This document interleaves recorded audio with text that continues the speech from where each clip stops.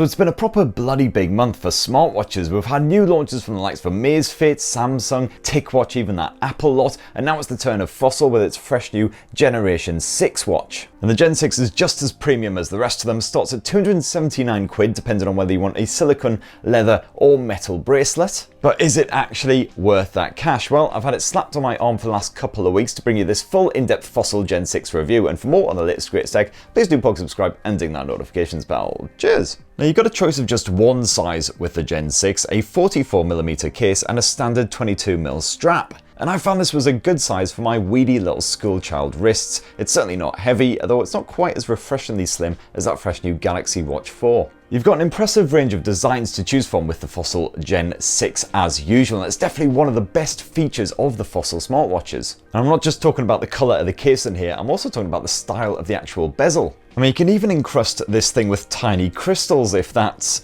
what you want to do. You've also got a very respectable range of straps and bands to choose from as well, including a full-on metal bracelet if that's your bag. Although I've got to say, this thing was absolutely freaking enormous. It was dangling off my arm when I tried it on first. I could have actually probably used it as a belt. I did try and resize it by popping out a couple of those links. Managed to get one or two out, but then I really struggled to get some out on the other side to balance it out.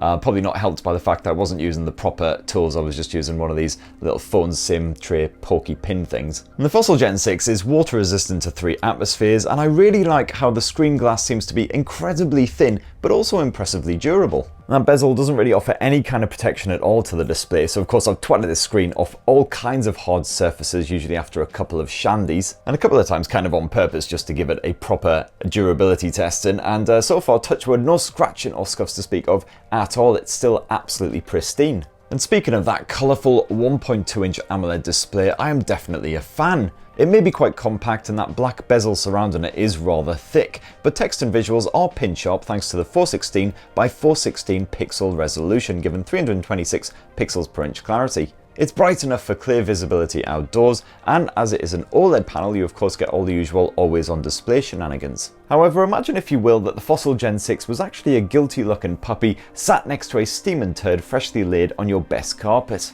In this slightly awkward metaphor, the poo in question would be WearOS version 2, which comes pre-installed on the Fossil Gen 6, instead of the fresh new WearOS 3, which we also on the Samsung Galaxy Watch 4 series. Apparently Google has still been very protective of the latest WearOS, where it is just the Samsung smartwatches where you can find it for now, but hopefully WearOS version 3 will be coming to other smartwatches like the Fossil Gen 6 in early 2022, although there's no real strict timeline just yet. To be fair though, trusty old WearOS is still perfectly fine here on the Fossil. You can fully customize your tiles as usual, so your most valued information is available with just a quick swipe. And when you're zipping around through all the menus and all the rest of it, that UI feels smoother than a dollop of lard thanks to the Snapdragon Wear 4100 Plus chipset which runs the show. It's still one of the most powerful wearable chips around, which is used by remarkably few other smartwatches, the likes of the new TicWatch which just got launched last week, and that's about it. Fossil has chucked in a decent variety of watch faces here with correspondent always on displays, plus there's also a massive selection also available to download from Google Play or the pre-installed Faces service as well if you want to change up the look and the vibe.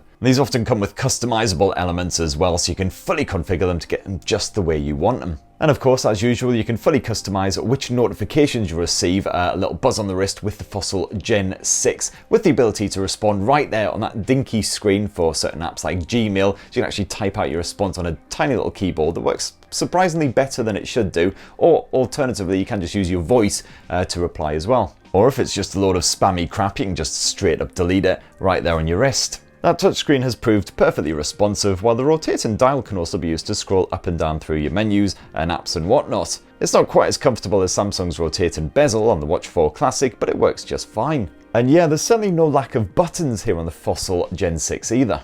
That dial can be pushed in to bring up a list of your installed apps, with quite a few chucked on here to begin with, including the usual fitness tracking efforts, timers, alarms, and even the hand washing app if you still need help with that. And as ever, you can download more apps via Google Play using the watch's built-in Wi-Fi support. You've got 8 gigs of storage here, same as the Samsung Galaxy Watch 4, which might not sound a lot, but bear in mind that most wearable apps are absolutely tiny. Meanwhile, the top and bottom buttons on the Fossil Gen 6 can be assigned to anything you like, although I stuck with Google Pay for the bottom one. And this was definitely actually one of my favourite aspects of the Fossil Watch Gen 6 compared with Samsung's Galaxy Watch 4 efforts, the fact that you've actually got Google services running by default rather than Samsung's own alternatives. So if you find that you use the likes of Google Fit, Google Pay, etc., then the Fossil Gen 6 is definitely the one for you. The Gen 6, like most premium smartwatches, has a built-in speaker and mic, and you can use these to make and take calls via your smartphone. As long as you don't mind people giving you weird sideways glances as you walk past them down the street chatting at your own arm, of course. And you can also use that speaker and mic to interact with the Google Assistant. You've got full OK Google support if you want to wake the assistant with your voice, otherwise you can just basically swipe to the right and then tap the little mic there. Where is Sunderland Football Club in the League One table? Sunderland are in 4th place in Football League One with a total of 22 points.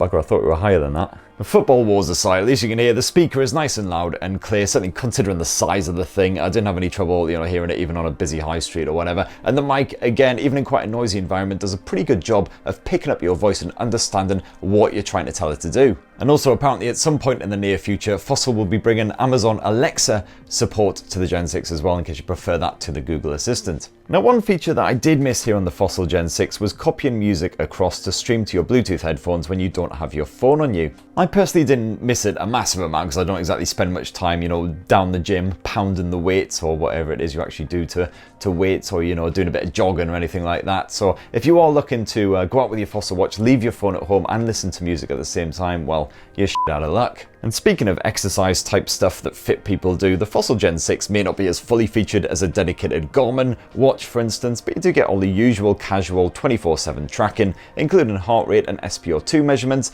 You got a daily step count, all that good stuff. For exercise tracking, I mostly just stuck with Google Fit, which again is fine for just sort of keeping close tabs on your stats, no matter what kind of thing you like doing to get the old ticker racing. And if you don't use Google Fit, the Nike Run Club app also comes installed on here, and you've got plenty of other options over there on the Google Play Store. Like most premium watches, you've got semi-dependable GPS built in, handy for tracking your routes or just for a bit of Google Maps action when you're following directions. There's also a bit of sleep tracking as standard as well, where you can actually set up your own sleep goals. My own personal sleep goal is basically just to actually get some sleep instead of lying there on my back wide awake at 3 AM staring up at the ceiling and worrying about all the many ways that the world will probably implode and take me with it. Definitely a big tick for that one. However, I gotta say, I did find myself having to charge up the Fossil Gen 6 every night rather than actually leaving up my wrist for the sleep tracking, because I found it would just about last a full day from the moment I staggered out of bed to the moment I staggered back into bed at the end of a very long day. And of course, yeah, I was using the Fossil Gen 6 quite a lot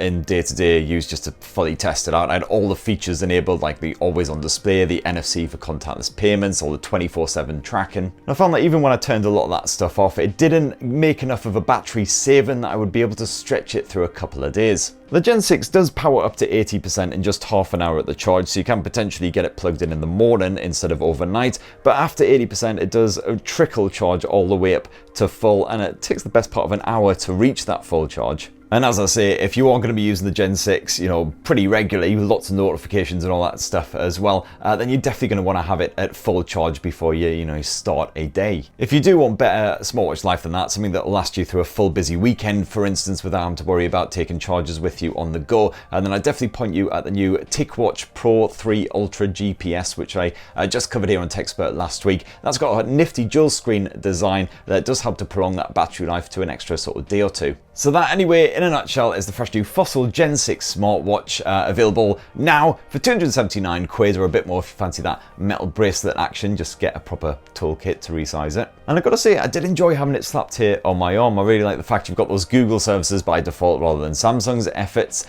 But apart from that, of course, it does suffer from a lot of the same weaknesses as that Galaxy Watch 4, including the fact that the battery life just really isn't particularly fantastic. But what do you reckon about the Gen 6? Are you tempted by it, or maybe you've been using it yourself? It'd be great to hear your thoughts down in the comments below. Please do poke, subscribe, and ding that notifications bell for more on the latest and greatest tech, including bugger loads of smartwatches, lots of them reviewed in the last few weeks, and I've got more coming up. I'm going to update my best smartwatches guide soon as well, because there's been so bloody many. And have yourselves a lovely rest of the week. Cheers, everyone. Love you.